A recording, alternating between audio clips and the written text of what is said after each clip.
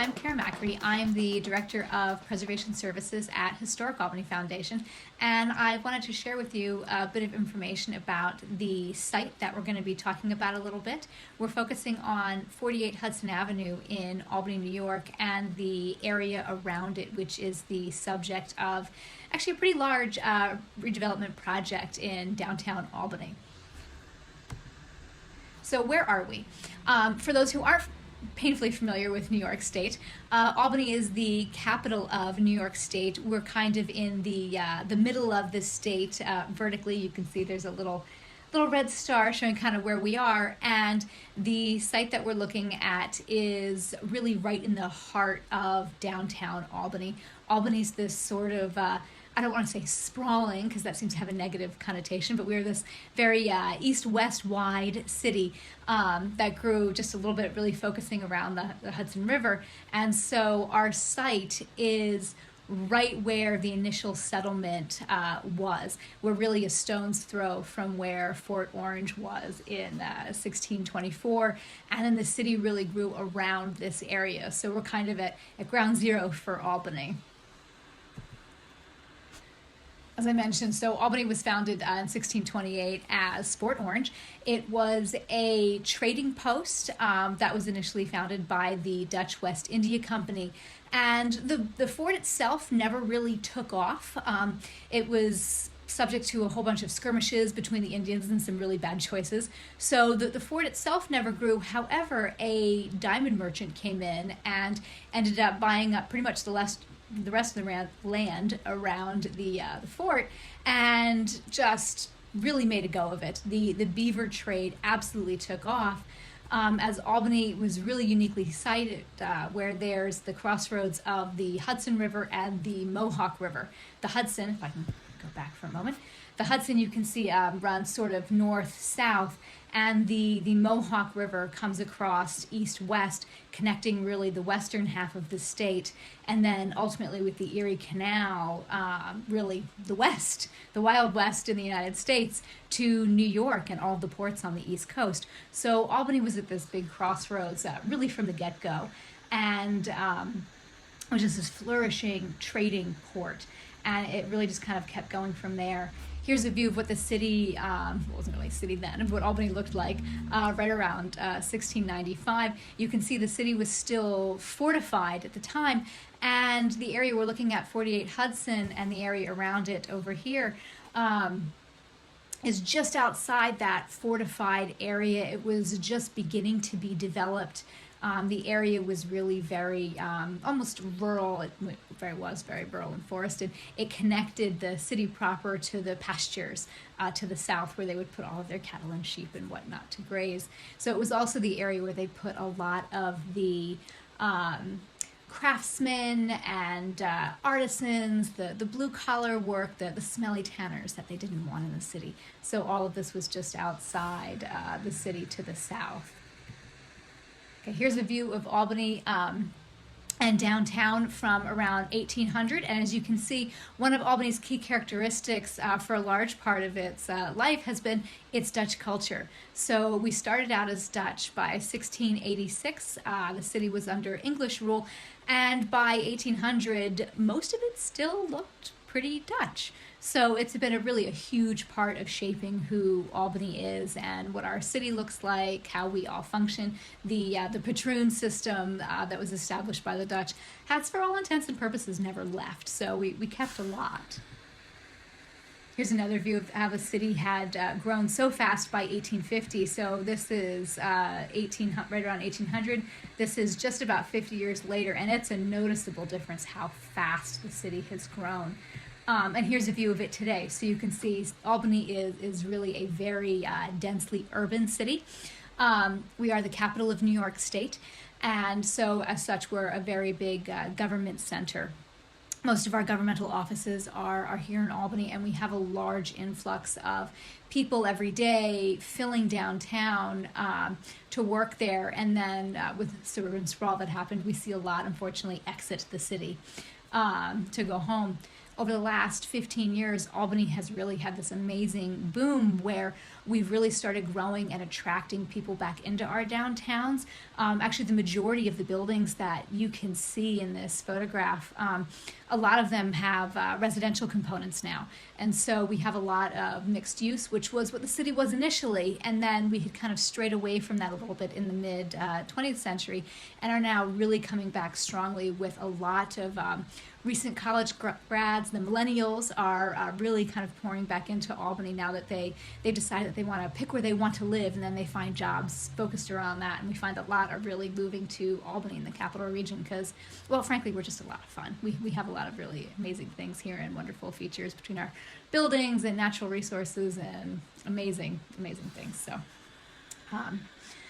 So Albany really is very dense, very interesting. We have a large variety, which is really fun and interesting. We have our wildly historic neighborhoods, and then we get less and less dense the further you go out. As I started with, the city's very east-west, so the density is really on the eastern coast by the Hudson River. And then the further west you go, the less dense and more suburban you find the city. It's a little bit interesting background, hopefully, on the city. So here is the site that we're going to be talking about. The little box here is the Van Ostrin Radliff House.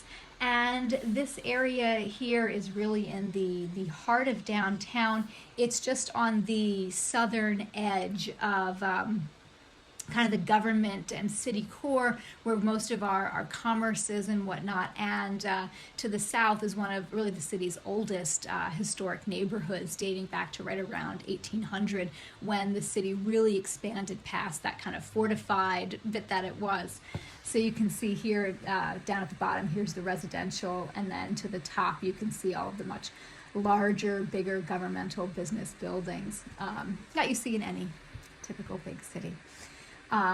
The key thing that I'm sure all of you will notice is this kind of almost U or Y-shaped arterial here that you see in the middle. And that actually is kind of a key feature on the Albany landscape. And that is 787, one of the major interstates that runs along the waterfront. And as we refer to it, the arterial, which is a large off-ramp that leads to Empire State Plaza. And the plaza's construction really has a huge role in kind of shaping what downtown looks like. And as you can see here, it's kind of right by where this is. So just a little bit of background on that. Albany has a very interesting history with urban renewal.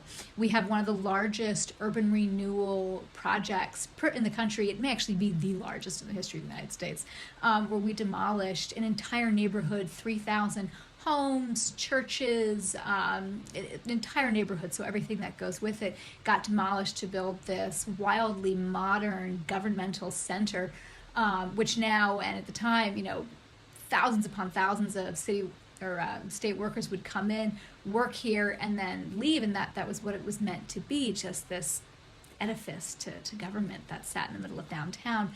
At the same time that they were doing that, they then constructed the highway, which cut the city off from the river, creating this very unfortunate landscape for Albany. It really cut us off from a lot of the things that made the city so successful. And now, 50 years later, we're rethinking a lot of these things, like the arterial and the highway, and do we remove that, and do we dig underneath it like Boston did, and how do we reconnect with our waterfront, and what do we do with all the areas around these that we kind of destroyed. So as the urban renewal project began happening, we started seeing a lot of demolition happening, a lot of speculation in Albany, since the state was taking a lot of properties. A lot of people felt, oh, well, the state will buy my land and I don't have to take care of it, and I'll just be able to retire. So the area around it, I'll skip ahead and show a couple maps. This is the area we're looking at here in the 1950s. And you can see it was very dense, and now we start to see these pockets where there were buildings and now they're vacant lots. And we skip back to today, and there's lots and lots of vacant lots. So we have this interesting situation here where we have this large parcel of land in Albany that for the longest time really didn't have a specific purpose. I think most of these lots were created not necessarily by one big planned project that was going to happen. There was a lot of speculation and a lot of bigger projects, plural, that were planned that didn't happen. So on one of the lots, there was supposed to be another large office tower with a parking garage that never happened.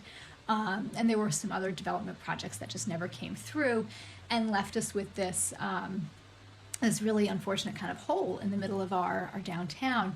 So as a lot of this was happening, right around the 1990s and early 2000s, the state had decided it was going to do a convention center for Albany. And since we have this large developable parcel in the middle of downtown, why not look at doing it there?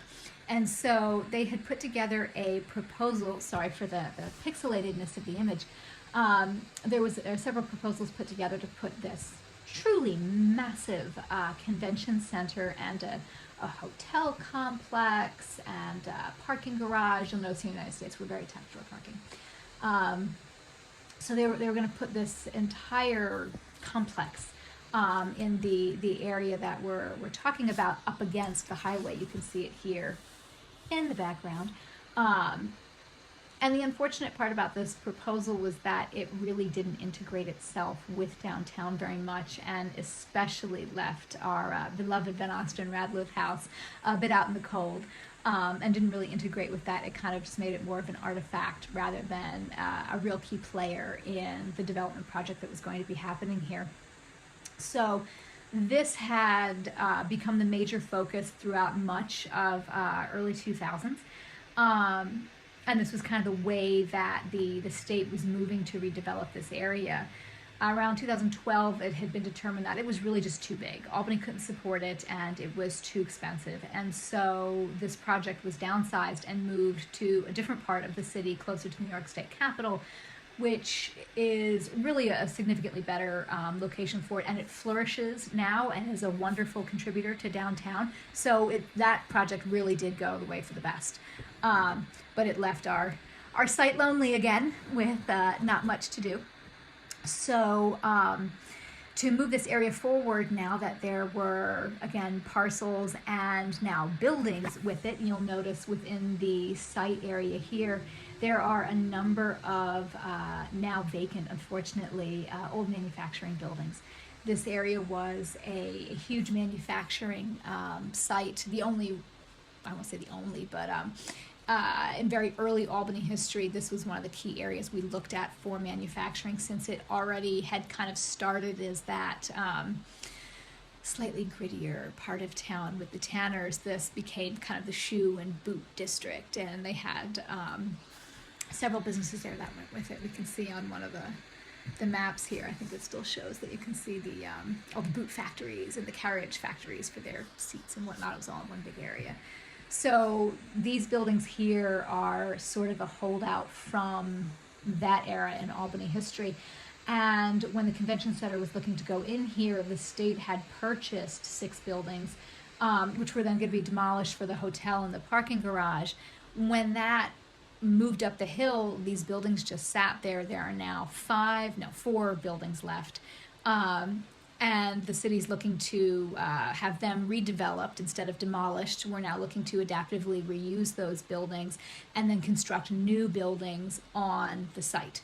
So this brings me to kind of a bit more present day where we are. The City of Albany's economic development arm, Capitalize Albany, has acquired all of the land within the footprint that we're talking about, save a couple parcels which are still in litigation.